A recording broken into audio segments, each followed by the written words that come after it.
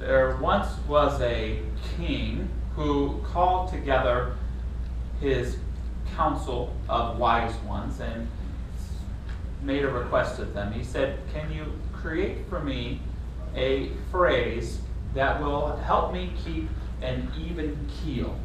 I need something that will help me when I'm really happy to remember what it's like to be sad, and that when I'm really sad to remind me that happiness is." And so the court of the king took a long time discussing with one another and arguing what the phrase should be. And finally one day the king was in meditation and the council brought him a small box.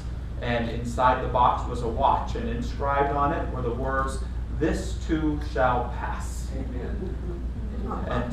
And this Sufi story speaks not only to the idea that everything changes and all of life is transitory, but also to the limits of human awareness, or even to say our everyday understanding of life. And I believe that phrase, "this too shall pass," but at the same time there's something about my everyday awareness that's unacceptable to me, that isn't okay with having a limited point of view of things, that needs to believe or understand that there's a light that's brighter than my everyday way of seeing and understanding the world. And the message today is the light of the invisible, but behind it is this question: is there another awareness that begins where my everyday awareness ends?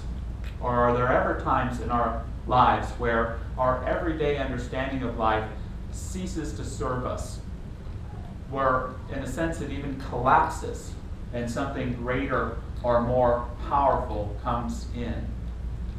God knows, and we know too, that one of the most challenging things in life is to step into a challenge where there are so many unknowns. When we're facing a challenge in our lives, when we're faced with the challenge of our mortality or the mortality of someone we love, when we're faced with not knowing what our next job is going to be, when we're faced with being unsure about what our next creative idea or business plan is going to be, these moments are incredibly difficult, and what we often find is that our everyday awareness, as much as we try to keep that even keel and keep control of it, fails. It fails us at times. And one of the most powerful experiences that can happen, in my experience, is when the light of a greater awareness comes in. Sometimes not even by request. Sometimes it even kicks in. There's a Sufi saying from Ahmed Aktib who said, "Let the eye of your heart be opened, that you may see the Spirit and behold invisible things." Let the eye of your heart be opened, that you may see the Spirit and behold invisible things. I do have a dear friend, and they're here at this church from time to time, and my friend, she shared with me the story of living in a southern state and almost drowning in a flash flood. And she said, "Josh, my greatest fear was always that of drowning. The idea of being stuck in a situation and drowning was the most terrifying idea I could have or imagine in my life." And so when she shared about being in this flood and the waters filling up in her car and not being able to open the door, my thought was she must have been terrified. But she shared with me, not at all. Not at all. All of a sudden, she shared, I was overcome with an immense sense of peace, clarity, and guidance. Even with the idea of being just fine if I was going to perish that day. Now, I don't know for her, and I'm very thankful she survived this incident, for those of us who love her. I don't know if this is a presence that guided her out of the circumstance, but what I do know for her is that her everyday awareness failed. It did not compute. It could not handle that moment. And yet for her in that moment, a greater awareness kicked in. Some would argue that it's just magical thinking, that it may have just been a survival complex trying to get through the situation. But if we believe in something like the light of the invisible, we can also recognize that there's a place where our everyday awareness ends and a greater awareness begins or has always been there all along. I'm reminded as well of a mystical experience that Viktor Frankl shares. Viktor Frankl was the Jewish man who was put in the concentration camp and survived after 3 years of being in the camp. And he shares the story of one day having a particularly hard day in the labor camp. That the sun was particularly hot that day, that the insults robbed the dignity of him and the people around him of just a little bit more than they would any other day. And in a sarcastic way, someone that was working next to him turned to him and said, "Boy, if our wives could see us now." And for Frankl, this kind of led him to think about his wife, because it was something in the pain and the difficulty of what he was doing that he had forgotten. And it brought about a mystical experience for him. He said, "As we stumbled on for miles, slipping on icy spots, supporting each other time and again, dragging one another up and onward, nothing was said, but we both knew each of us was thinking of his wife. Occasionally I look at the sky where the stars were fading and the pink light of the morning was beginning to spread behind a dark bank of clouds. But my mind clung to my wife's image, imagining it with an uncanny acuteness. I heard her answering me, saw her smile, her frank and encouraging look. Real or not, her look was then more luminous than the sun which was beginning to rise."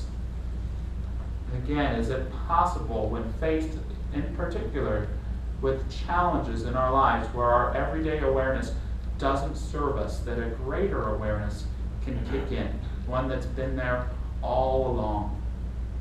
Frankl continues, "A thought transfixed me.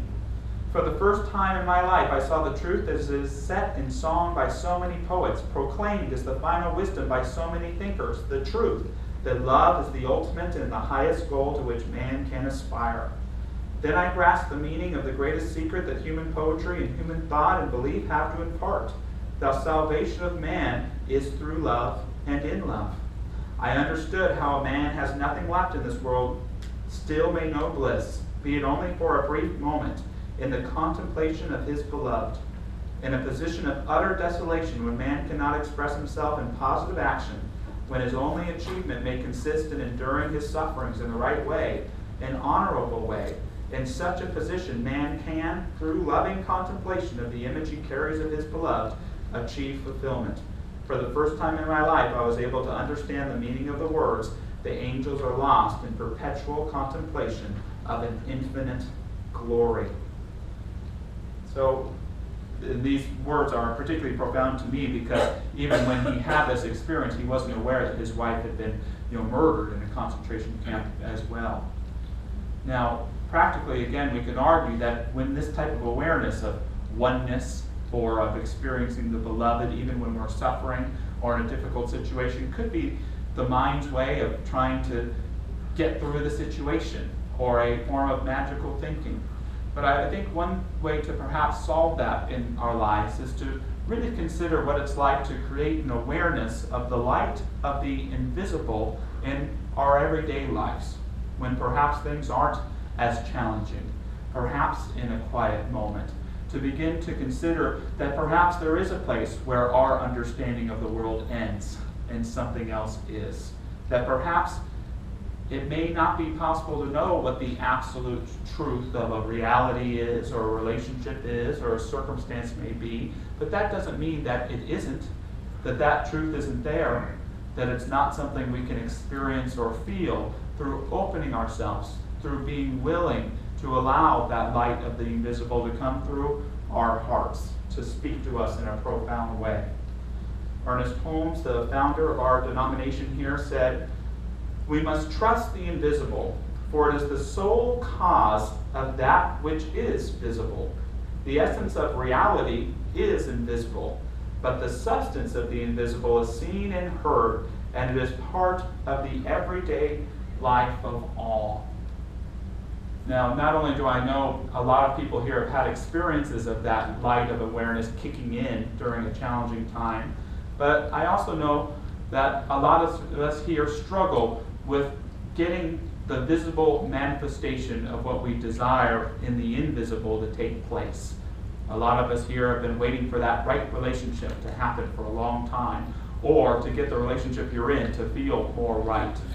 There's a lot of people who've been waiting for that right job to come along for a long time, or to get the job that you're in to feel more right. A lot of us waiting for that right financial opportunity to come through, or that big check to finally come in the mail. And we struggle sometimes in guilt, sometimes in shame. Why is this not happening for me? Is it something going on the inside? And for me, we can never go to this place of self-blame or self-shame, but there is always something to be said for all of us to understand that we can never have an experience with something visible or tangible that we cannot understand the blueprint of at a level of consciousness within the invisible. That until we are capable of saying yes to something that we're seeking, even if the visible good is right in front of us, it's hard to say yes to. It's hard to see it. So many of us sometimes find ourselves in relationship with something visible that we want to emanate that consciousness that we're seeking to experience in our lives. It's kind of like trying to put that square peg in the round hole. Sometimes we'll get caught up in a job and we want it to be the perfect thing, but it isn't. Or we get caught up with a person and we want them to be the perfect one, but they aren't. I remember looking for the right relationship and getting a date with this woman that was extraordinarily beautiful. I was very excited. She had no idea how out of my league that she was. And she said yes, and we sat down to have lunch one day at a restaurant. I was living in San Diego at the time, and we were having a really nice chat, and I was really excited about it. And then the waitress came forward, and Megan here, both of us worked in food service. We have a family of food service, so we're almost neurotic when a waitress comes. We want them to sit down. We want to serve them. God is there. God is expressing. And so we're about to share our orders, and the beautiful woman in front of me, she places her order, and she decides to close it with, "And step on it. I'm hungry." My heart broke. My face turned red. I don't know what happened to her. I heard that she's working in food service somewhere. Luckily, things have worked out for me pretty well. But the idea here is that, well, in the sense of relationships, that's what the idea is sometimes, and I'm not saying that everyone or every visible thing should completely reflect our ideal, that we don't have to compromise or see what's real is sometimes beyond that. But sometimes we invest so much in something trying to get it to be something that it isn't, trying to get that apple tree to grow oranges, when really the work that we're called to do is to go back to that invisible consciousness, that place where we can create for ourselves an experience and a feeling of that which we experience in our lives. And when we have that, we have everything that we want. The healthy relationship, the healthy financial demonstration, the healthy job become not the means to the end, but a byproduct of our own realization of the good within who we are. James Thurber, who could be an honorary Sufi, was a humorist from the early part of the last century. He said something to me that's quite powerful. He said that there are two kinds of light. There's the glare that illuminates, and actually, I got that wrong. The glow that illuminates and the glare that obscures. The glow that illuminates and the glare that obscures. The glow that illuminates is that awareness we have of what we call wholeness. It's that ability to see everything without a sense of judgment, but with a sense of right action, harmony, clarity. Everything seems in alignment when we have that type of glow that can shine in awareness that helps us see things as they are and as they can be with trust. The glare that obscures is that everyday awareness that we can get caught up in sometimes, that thinks it knows everything that is, that has a judgment about somebody that may be based on an idea that's untrue, that holds ourselves down instead of lifts ourselves up. It's that glare that keeps the light from coming in. As many of us know, there's no such thing as really being able to see light. All that we really see is color. Scientists believe as well, or they've even studied it, so I think it's fact, that there are certain animals besides us that can see more than we do. Certain birds, certain fish, butterflies are said to see many colors than we are able to see. The truth is none of us are able to see what is really there. And so the question turns back to being within ourselves. How are we illuminating our lives through how we think, through how we're open to what we feel, and how we're choosing to be in the world? Another Sufi teacher, Al-Ghazali, said, "Dear friend, your heart is a polished mirror. You must wipe it clean of the veil of dust that is gathered upon it, because it is destined to reflect the light of divine secrets." And this speaks perhaps to the best divine secret there is, that idea that the greatest and grandest truth is something that we can only access through investigating our own selves. That when we dust off the heart within, that it can begin to reflect to us what is and how we can relate with what is. But no one else can give us that truth.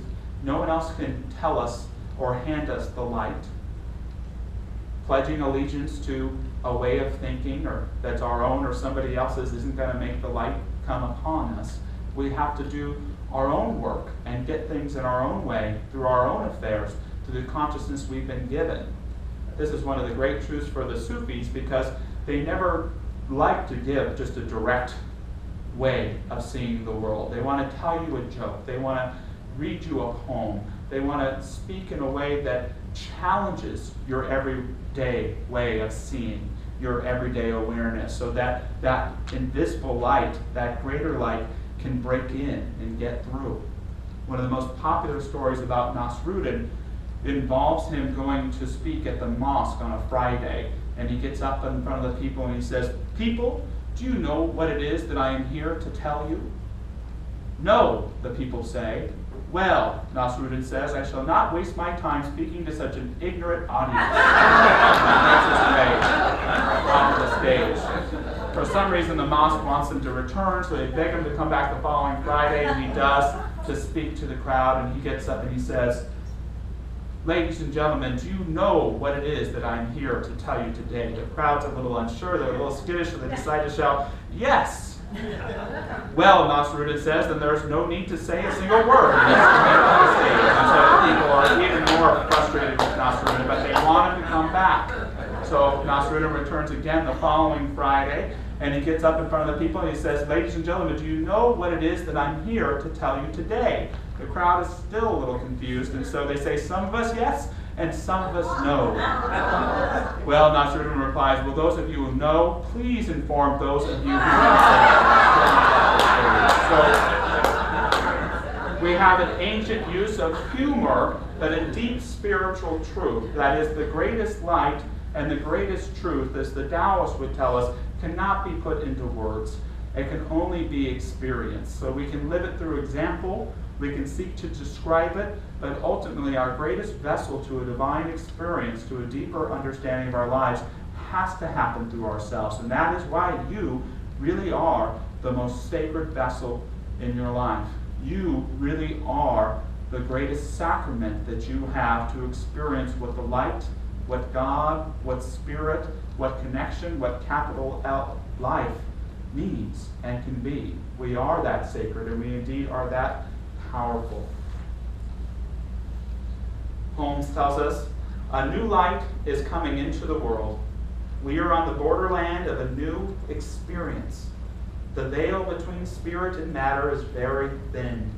The invisible passes into visibility through our faith in it." So in a prayerful moment, and just repeating this last sentence again, the invisible passes into invisibility through our faith in it. So remembering that faith does not need to mean so much our belief or lack of belief in something, but our awareness of something.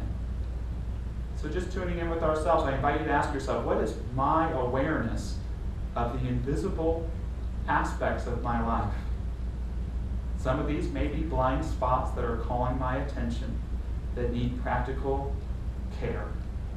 But also here may be the depth of meaning, the depths of love, an endless sea, a bottomless wellspring of understanding available to us if we're willing to see, if we're open to hearing, if we can open the eyes of our body and what the Sufis refer to as the eyes of our heart, to allow that greater love, that greater clarity, that greater healing to not fall down upon us from the sky, but to rise through us, to rise up into our experience and our consciousness, knowing that when we do this, we indeed represent and express the light of the world. We let it be in gratitude, and so it is. Thank you for getting to share with you all this morning. And we're excited to hear once again from Megan and Bill.